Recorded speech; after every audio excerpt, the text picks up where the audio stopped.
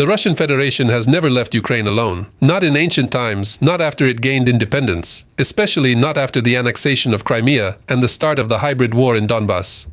Although it would seem that after what the Moscow autocrat and his cronies established in 2014, there could be no friendship or even good neighborly relations between the two neighboring states. At the very least, as long as the balding runt sat on the Kremlin throne. But Moscow once again showed its traditional and absolutely irrational stubbornness here. Instead of trying to build at least some poor pragmatic relations with its neighbor, right after signing Minsk II, Putin launched a series of targeted measures to bring Ukraine back into the Russian world. For now, using political and diplomatic methods. For this, of course, the main bet was placed on those whom the Spanish dictator Francisco Franco once called the fifth column, potential traitors within Ukraine itself, or more precisely, among the Ukrainian elites of that time. And in today's video, we will take a detailed look at the activities of pro-Russian forces from 2015 up to the full-scale invasion in 2022. What tasks did the Kremlin assign to them, and what did the supporters of the Russian world want from the Kremlin? We analyzed the main mechanisms and technologies that were used to promote pro-Russian narratives.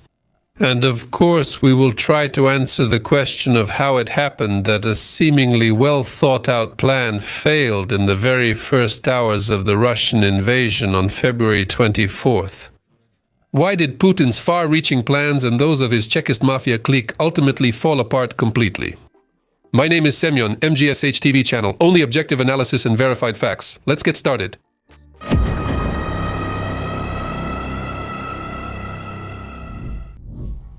The remnants of the regionals and other outcasts.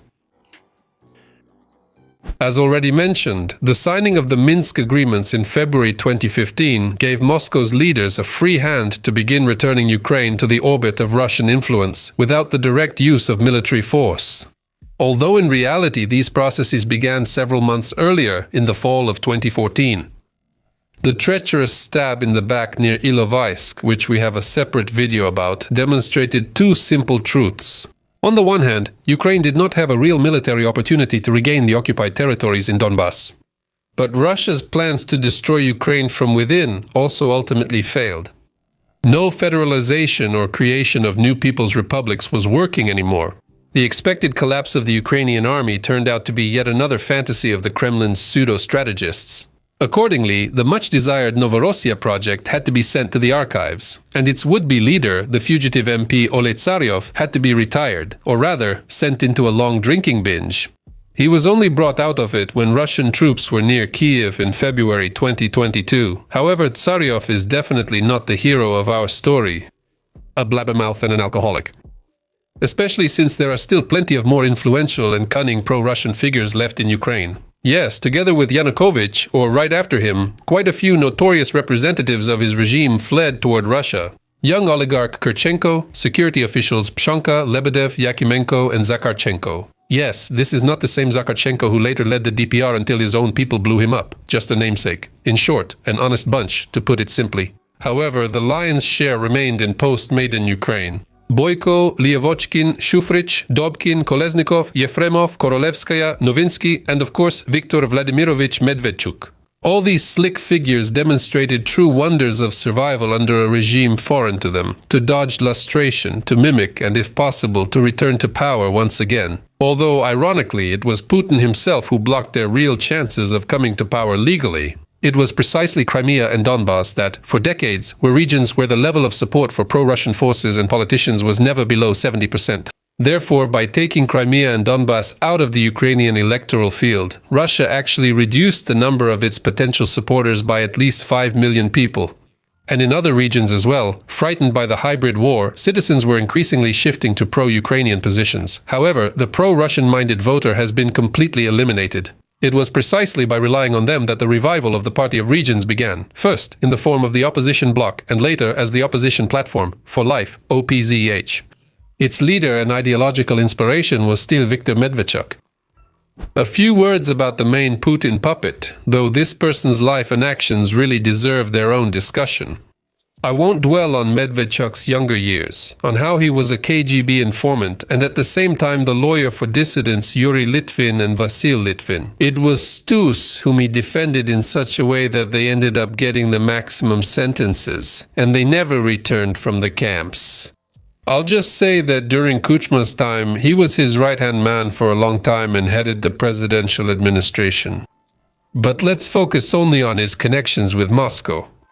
As strange as it may sound, Medvedchuk is the most honest of all politicians. Unlike the late Ilya Kiva, who at one time pretended to be a Ukrainian nationalist, Medvedchuk never, under any circumstances, hid his pro-Russian views. Even when many of his colleagues from among the former Party of Regions members started to change their colors to blue and yellow, Medvedchuk remained loyal to his ideas and to his master. Moreover, his master was also the godfather of his daughter. Back in 2004, Putin personally baptized Daria Medvedchuk, the youngest daughter of his vassal. They became related like in mafia movies and TV shows. The new Soprano clan, there's no other way to put it. What did Putin want? Before examining the specifics of how pro-Russian forces in Ukraine were organized and how they operated, it's important first to understand exactly what their handlers from the Kremlin and Lubyanka wanted from them. More precisely, it's important to understand what tasks the main Kremlin overlord set for his puppets. And as it was said in a famous Soviet film, it's not hard to understand them, Tsar. First and foremost, Putin needed to block Ukraine's further movement toward the West, while at the same time keeping at least a small part of the Ukrainian population within Russia's sphere of influence. That is, the fifth column, represented by the opposition platform, For Life and other pro-Russian elements, was supposed to ensure political instability within Ukraine and in every possible way sabotage integration into Euro-Atlantic structures, into the European Union, and most importantly, prevent Ukraine from coming under NATO's shield. In this field, the Kremlin acted in two directions at the same time, both from the Ukrainian side and from the European side, where it had its own agents of influence. I will definitely prepare a separate video about the Moscow-sponsored puppets among the European political and business elites. In my opinion, this is one of the important topics for understanding the true scale of Putin's influence on internal European processes. The Kremlin's second goal stemmed directly from the first.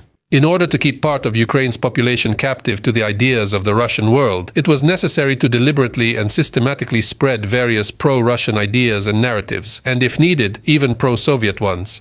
Using controlled media outlets, Medvedchuk and his associates were supposed to constantly spread the idea that Russians and Ukrainians were and remain brotherly nations, and that there is a civil war or internal conflict going on in Donbass, and that there is no alternative to the Minsk agreements, that the West doesn't need Ukraine, that without Russia the Ukrainian economy will collapse, and that Nazis and Banderites have seized power in Kyiv. Doesn't that sound familiar to you? The third goal was unrealistic from the start, but nevertheless persisted for a long time. Putin sincerely hoped that in the end, pro-Russian forces would be able to convince Ukrainian society that the path toward the West was hopeless, and then legally return to power by winning the elections. Like the fugitive professor from Medvedchuk, who was overthrown after the Orange Revolution but became Ukraine's president 5 years later, all while following the law.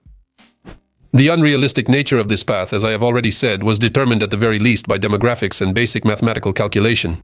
If before 2014, Ukraine was roughly split almost evenly between a pro-Western direction and a direction of rapprochement with Russia, then the actual removal of the largest pro-Russian segment automatically made the pro-European majority of the population dominant.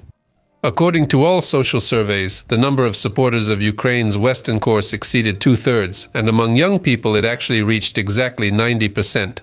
So the irony of fate is that by trying to keep Ukraine in his sphere of influence by force, the Kremlin dwarf essentially destroyed the main tools of soft power and legal political influence that he previously possessed. If before 2014 Moscow could influence Kiev through elections and parliament, then after the annexation of Crimea and the war in Donbass, this path became a dead end. The further realization of this dead end and the inability to return the so-called DPR and LPR to Ukraine according to Minsk II ultimately led Putin to the decision for a full-scale invasion in 2022. However, that's a completely different story. What did Medvedchuk and his associates want? Medvedchuk and his associates were primarily concerned with their own survival. As sociologists say, any system primarily works to maintain itself. The funds allocated by their favorite patron from Russian taxpayers' money were used to support the functioning of their political projects and business. Not all former Party of Regions members were as wealthy as Medvedchuk, and after Yanukovych was overthrown, many lost their main source of income. That's why following orders from the Kremlin became the key to their own stability and enrichment. For them, pro-Russian activity was a means of self-preservation, not a vital ideology. The second goal can be generally described as this: to return everything to how it was before 2014, that is, to make things like they were during Yanukovych's time, or at the very least, like under Kuchma. This, in fact, was the key mistake of all these Murayevs, Lavochkins and Shufriks. They sincerely believed that the revolution of dignity and all the events that followed were just a temporary phenomenon, an accidental glitch in the general historical process. They never managed to accept the simple truth that over a few years, Ukraine changed irreversibly, not only on the surface, but also on a deep level, mentally. Russian aggression in 2014 directly triggered a process that historians later called the accelerated formation of a political nation, or the realization of their own Ukrainian national identity in contrast to the Russian one. People raised in the spirit of Soviet servility and the turbulent 1990s simply could not fully grasp the depth and scale of these changes. As a result, they ended up on the scrap heap of history. The third strategic goal of Ukrainian pro-Russian figures, directly stemming from the first, was to regain power with the help of the Kremlin. But I want to emphasize specifically, to regain it without war. All these pro-Putin groups were counting on a peaceful political comeback through elections, diplomacy, and undermining Ukraine from within, not on starting an open war, which ultimately destroyed their influence and business. Their ideal scenario was a kind of hybrid between Yanukovych-era Ukraine and Lukashenko's Belarus, without NATO, the EU, or any of those Western values, pluralism or democracy. That's why the ultimate goal of Medvedchuk and his associates was not to start a full-scale invasion, but to take control of all of Ukraine through elections, bribery, various schemes and backroom deals, so that later they could fully control the financial flows within the country, get cheap Russian gas, oil, gasoline and diesel, while relying on political and security support from the Kremlin. That's why even to the naked eye you can see a clear mismatch between Putin's goals and those of his Ukrainian vassals. This is exactly where the reason for the final question from Medvedchuk and other like-minded people lies. Serving Moscow was essentially a global business project for enrichment and a subsequent return to power. For Putin, this is a tool to achieve his long-standing geopolitical goal of destroying Ukraine's sovereignty. How did the system work? To achieve the goals set by Russian strategists, a simple and at first glance quite effective scheme was formed right at the turn of 2013-2014. The main executor of the Kremlin Führer's will, as expected, was his alma mater, Lubyanka. Within the FSB, there had long existed a service for operational information and international relations, commonly referred to as the Fifth Service. Its main function was not classic espionage or sabotage in the style of James Bond, but providing support to pro-Russian parties and candidates in elections in post-Soviet countries. In other words, in practice, it was about keeping the newly formed states within the civilized framework of the Russian world. This very Fifth Service of the FSB was headed by Colonel General Sergei Beseda, which already emphasized the special importance of this structure within the overall security system. After all, he was the chief, not just some colonel or major general. That is, from the very beginning, Putin singled out this division among others with his favor, granting its employees additional powers and, as you correctly guessed, additional funding. So, the central structure of the Fifth Service was the Department of Operational Information, which actually acted as the main overseer of pro-Russian forces in Ukraine, as well as the main distributor of allocated funds for recruiting new agents and supporting those already on the payroll. And since the return of Ukraine to the fold of Mother Russia was a fixation for the former KGB lieutenant colonel, the expansion also affected the regular FSB employees. So, between 2015 and 2020, the number of officers in this department was increased from 30 to 160 people. As for the total amount of funds allocated to the fifth column, the exact figures are, of course, classified. However, according to journalistic investigations by Bellingcat and The Insider, considering the scale of activity of various pro-Russian forces and groups inside Ukraine, the amount there is at least 5 billion in what is still a stable American currency. The allocated funds were distributed in three directions. First of all, as I already mentioned, for bribing the Ukrainian elites. That is, payments to high-ranking officials, law enforcement officers, and deputies of Ukraine for their loyalty or for sabotage at the right moment. An important role was also given to the creation of so-called sleeper cells. Those groups were financed that were supposed to take on the functions of temporary administrations or coordinate the actions of Russian troops on the ground in case of need. And a considerable tranche was allocated to simulate public support. The work of pro-Russian rallies was paid for, as well as the activities of various farmers and all sorts of pseudo-experts who for years broadcasted on air the theses that Ukraine still needs to be friends with Russia, that the West is turning Ukraine into a colony, and that Crimea went to Russia on its own. And now we move on to who exactly received this money and successfully made use of it. The main pro-Russian force inside Ukraine was initially the opposition bloc, and since 2019 it has been Opposition Platform for Life and the related public organization Ukrainian Choice. This organization was headed by Medvedchuk, and two other figures, Shufrich and Rabinovich, helped him in this difficult task. Yes, this is not a joke. There really was such a member of parliament, Vadim Rabinovich, whom most viewers have already forgotten about. He's like a character from old childhood jokes. After the full-scale invasion, he disappeared to the Promised Land, to Israel, and nothing has been heard from him since. The second most significant recipient of Russian assistance was Yevgeny Murayev, who leads the Nashi party. He wasn't a very popular politician during Yanukovych's time, and on top of that, he was in a tough conflict with Medvedchuk. Apparently, he was jealous that he wasn't getting all the benefits. That's why Murayev remained in a secondary role all these years. However, according to British intelligence, in January 2022, the Kremlin seriously considered appointing Murayev as the head of a puppet government, a kind of Gauleiter of Ukraine. But it didn't work out, he wasn't lucky. A rather exotic character who still got something from the Kremlin's largesse was Anatoly Shary. He was a real dark horse. The guy left Ukraine back in 2012 and never returned. He lived in many EU countries but eventually settled in Spain. Shary presented himself as an independent video blogger, although I think you can guess what exactly he talked about in his blogs. Standard propaganda nonsense, not even filtered. And notice he didn't live in Ukraine, but he talked with such enthusiasm about how bad life was in Ukraine because of the damned West that you couldn't help but wonder how he knew about it himself. Probably because that kind of text was written at Lubyanka. Well, and Shary didn't stop there, and without even coming to Ukraine founded his own rather modest Shary party, which, by the way, failed miserably in the 2019 elections. A separate line of expenses was the promotion of pro-Russian operatives through the Orthodox Church of the Moscow Patriarchate. In religious matters, the main manager was the oligarch with dual citizenship, Vadim Novinsky. Clergymen who received additional salaries promoted in their sermons the familiar ideas of a fratricidal war, a shared history, faith, and civilization. They spoke about Russia as the defender of traditional values and about the damned Gairopa. It's no surprise that after the start of the Russian invasion, fighters against the global gay conspiracy like these were among the few categories of Ukrainians in the occupied territories who welcomed the arrival of the valiant liberators with bread and salt.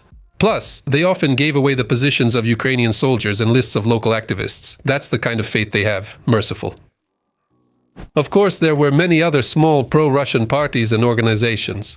It's not just the completely decrepit Communist Party of Petro Simonenko and the PSPU of Natalia Petrenko. These were little-known parties like Derzhava, the Union of Left Forces, Left Opposition, Union, Social Justice, Development, and the Bloc of Volodymyr Saldo, who, by the way, is now faithfully serving as the governor of the occupied part of Kherson region. Moscow definitely didn't place serious bets on them, so it either allocated them minimal funds or didn't provide any at all. As they say, outsiders have to survive on their own however they can. But that's true. The wolf is fed by its legs.